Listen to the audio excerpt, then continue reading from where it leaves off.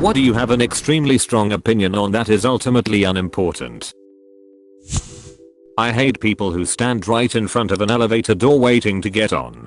Most times there will be people inside waiting to exit the same elevator. Get out of their way. Like tourists in subways. Goddamit. There's a window. You can see people standing at the door. They aren't there to greet you aboard.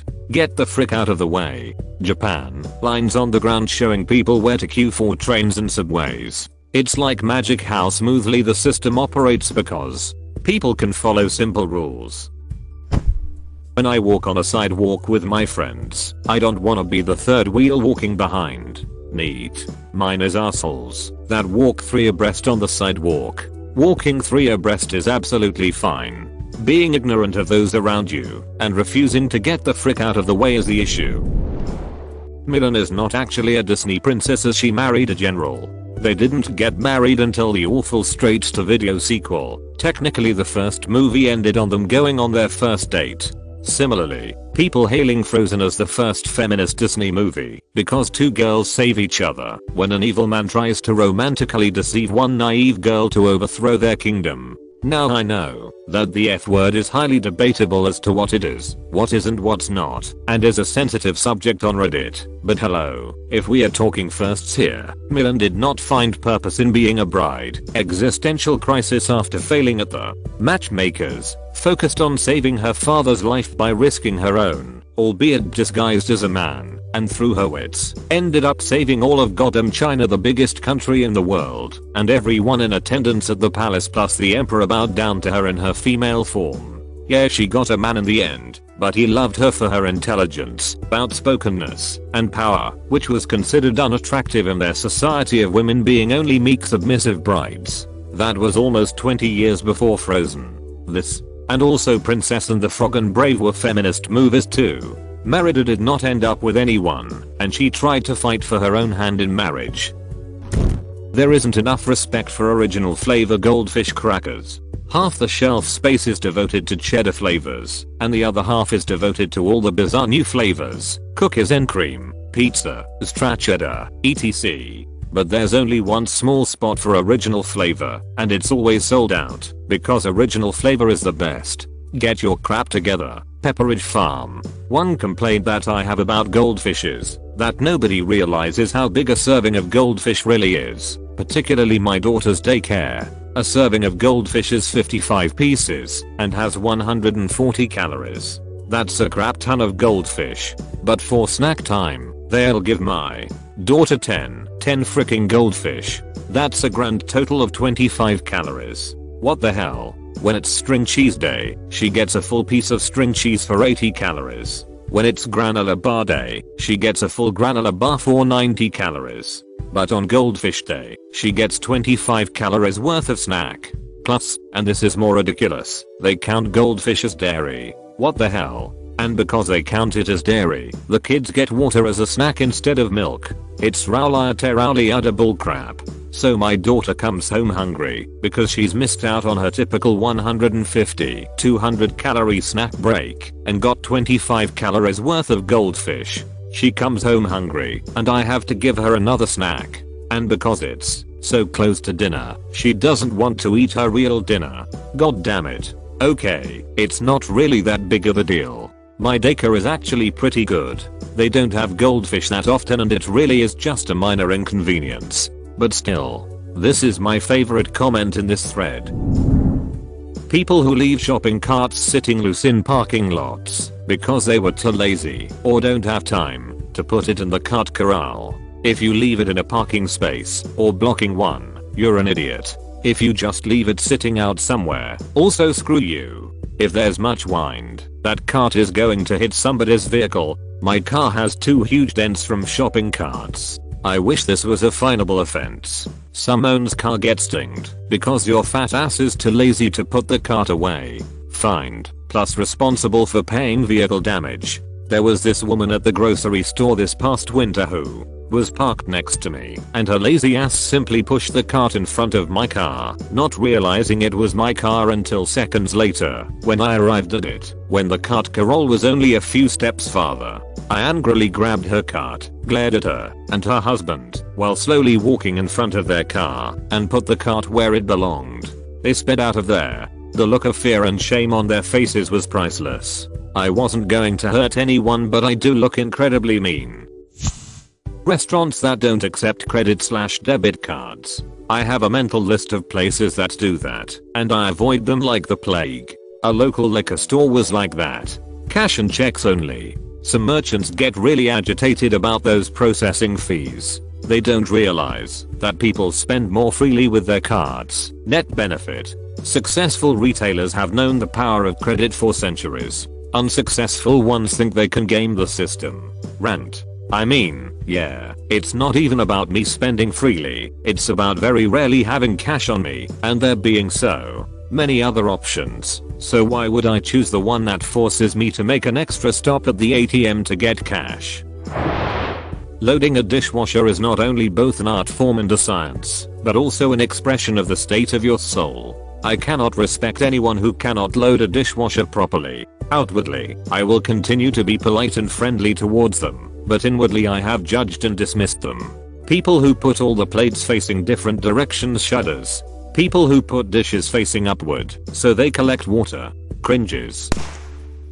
People who don't use turn signals habitually are the worst people. Actually, this one is important. Use your turn signals, jerks. No bullcrap. I had someone from NC tell me they don't use turn signals in NASCAR, so why should he? Dale Jr. doesn't use one, so neither do I. He was being completely serious. Additionally, I hate people that make wide turns for no reason. You don't need to go left before you turn right in your little ass car. Turn the wheel. I knew this guy who drove like a total ass, and I asked him why he never used his signal. He said he just changes lanes way too much to bother with it. I've never wanted to slap someone harder in my life. I told him the fact that he changes lanes so much is precisely the reason he should be using his signals all the time. Cops will pull over erratic drivers faster than someone who's just speeding in the fast lane, because it's so much more dangerous. Also, since we are doing this now, if you are going somewhere new and don't know precisely where the street is you're looking for, don't just stop your car on a main road to check out street signs or look at your GPS. Pull into a parking lot and get your bearings. Gambling.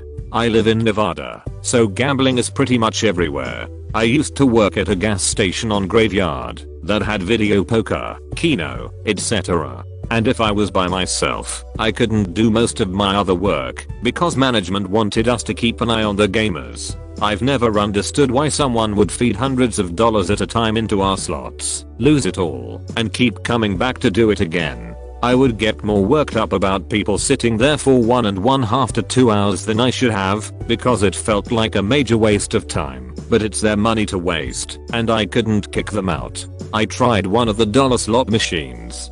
First try I won $1, then I lost $1, and that ended my gambling career.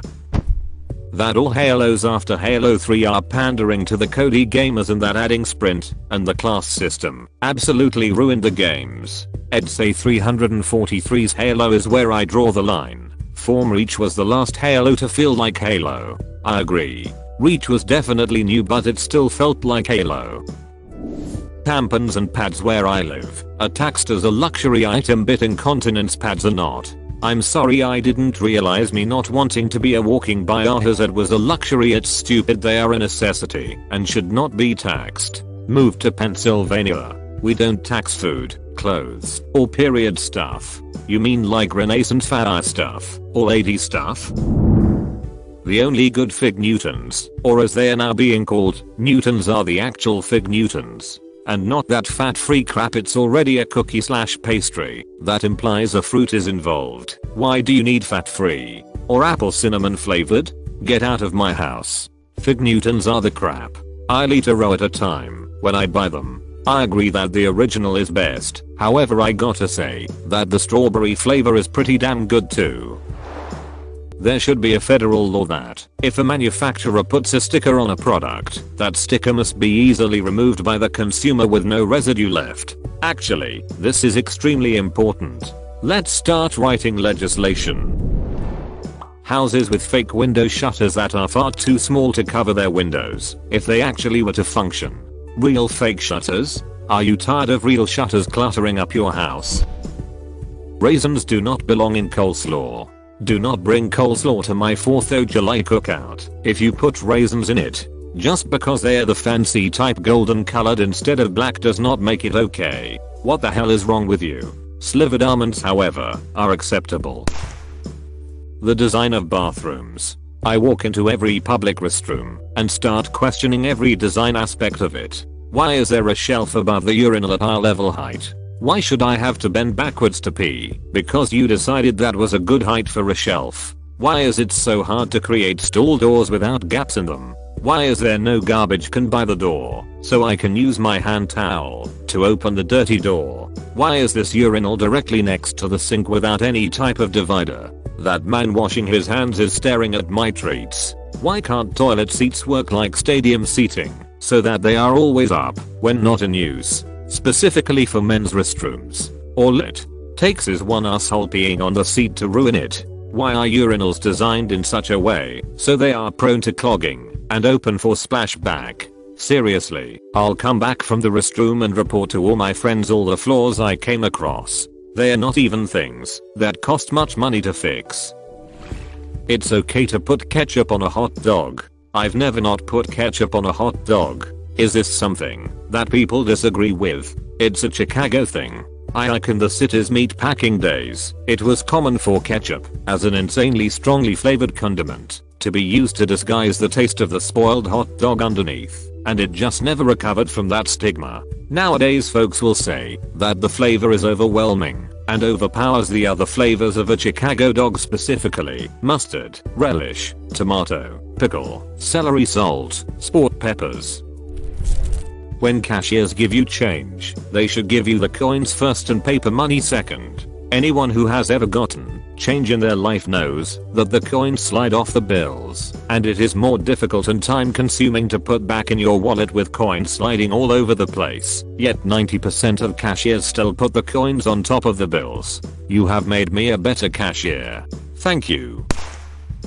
Everyone should know how to properly park a car. If your parking could inconvenience someone, even slightly, back up and repark. One car equals one space. Also, motorcycles who use real spaces when there is designated motorcycle parking. So disappointing to find a spot then almost take out a crotch rocket because someone didn't want to park in the motorcycle parking that is right next to the damn entrance of the building, so now I have to continue my futile search of the stupid parking lot while my kids scream at me and my wife doesn't do a thing to shut them up because she's already thinking about what useless crap to purchase at Bed Bath & Beyond for the 5th time this month. Somebody kill me. Too bad about 1 in every 10,000 parking lots have motorcycle parking in the US. Also most of the time there's only one person to the car taking up a spot. So why does it bother people that a motorcycle is taking up a spot? Because Rick being rational, his life is awful. Meanwhile anytime we are having a bad day we just jump on our bikes and suddenly it's a good day.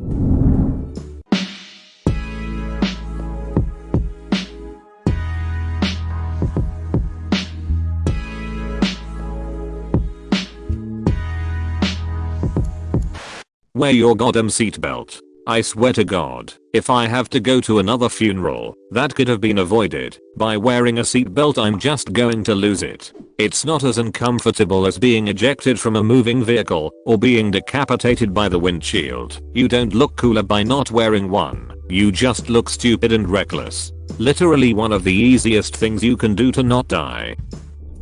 Having music play in the background while watching a movie. People don't realize how music is able to change a viewing experience, and if other music is heard it can affect the way you see the movie. Only I take this seriously. Who does this? Why would you listen to music while watching a movie? This isn't making sense to me. It sucks that today's society is so different that there's legitimately good reasons to not want men to wank freely in public, because nowadays it means you're probably a dangerous weirdo instead of an enlightened free spirit. They should have some kind of formal test set up where you are thoroughly interviewed by a panel of scientists, philosophers, Nobel laureates, etc. And if you are the 0.01% who meets the criteria of being a true modern day philosopher and gentleman, you are given a special glowing e-bracelet, so that if you are in public and are struck by a sublimely erotic idea, you can freely explore its possibilities in your mind with no care to your ephemeral worldly surroundings. Instead of being horrified at some random dude jacking off in a mall food court, you could just hold up your glowing wrist and everyone would smile solemnly and feel privileged to be allowed to witness a great mind at work. Valentine's Day is dumb, and I wish we would all just ignore it. Be kind and loving with your partner regularly, but give them extra attention on their birthday, your anniversary, etc. We don't need another day just to be like, yay, we are in love. I have coworkers who bring in cards for people or insist on wearing pink even. It's just weird to me. Nobody even knows the origin of the holiday, at least here in the US. It just bugs me that my single friends end up feeling crappy that day and my coupled off friends want to spend that day alone. I'm happy to spend a day alone with my boyfriend, but I do that plenty because I live with him already, and as I said, we already have days when we give one another special attention on a set date. Plus, when Valentine's Day falls on a Saturday or something, it actually bums me out that I won't see my friends that day just because it's some arbitrary holiday. We're all busy during the week, but hang out a lot on the weekend, unless it's February 14th. Then we all have to do our own crap for some reason. Yeah, I went on this rant once at work and nobody gave a crap. That's when I realized that I should probably stop complaining about holidays. Who really cares?